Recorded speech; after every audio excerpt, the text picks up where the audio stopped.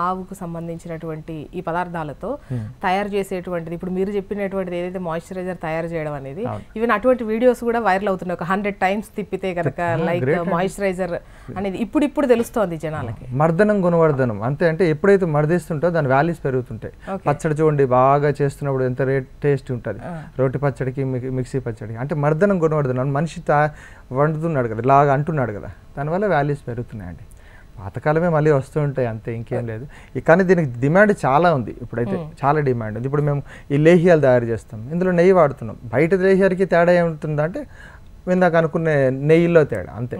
So నెయ్యి వాడుతున్నప్పుడు ఏమవుతుందంటే చిన్నపిల్లలు బాగా గుర్తిస్తారు.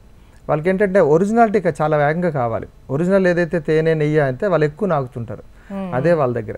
సో ఎప్పుడైతే మనకు బయట ఉన్న కెమికల్ అలవాటు చేస్తాం అనుకోండి, ఓవర్ ద పీరియడ్ వాళ్ళకి అర్థం కాదు. అందుకని బాడీలు డిస్టర్బ్ అవుతూ ఉంటాయి.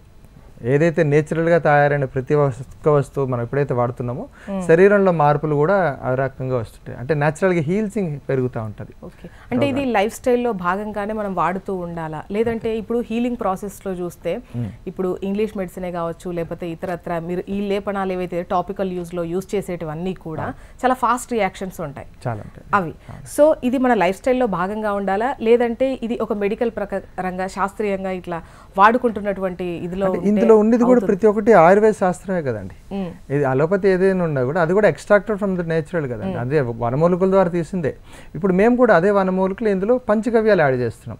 గోమూత్రం కానీ, గోపేడ, లేకపోతే పాలు, పెరుగు, నెయ్యి, వీటిని వెన్నను కానీ ఇవన్నీ యాడ్ చేస్తూ పోతున్నాం. ఎందుకు ఇప్పుడు చాలామంది అంటారు చూడండి, ఏదైనా ఒక వ్యాసం చెప్పారంటే తిన్నగా వచ్చి ఆవు దగ్గర ఆపుతుంటాడు. అలాగా నేను ప్రతి ఒక్కటి ఏంటంటే ఏది కావాలన్నా ఆవు రిలేటెడ్లో తయారు చేయడం చేస్తున్నాం. సో చేయాల్సిన బాధ్యత ఇప్పుడు వచ్చింది కాబట్టి చేయాలి. ఎందుకంటే మనకు తెలియకుండానే కొన్ని వేల ఆవులు రోజుకి చనిపోతున్నాయి. నెక్స్ట్ సంతతికి మనం ఏమి ఇవ్వలేం. కేవలం కెమికల్తో కూడిన పాలు, కెమికల్తో ఉన్న ఎన్విరాన్మెంట్ ఇవ్వస్తాం. అట్లీస్ట్ మీకు అవకాశం ఉంది అన్నప్పుడు ఇట్లాంటివి తయారు చేసుకుంటూ వాడుతుంటారు.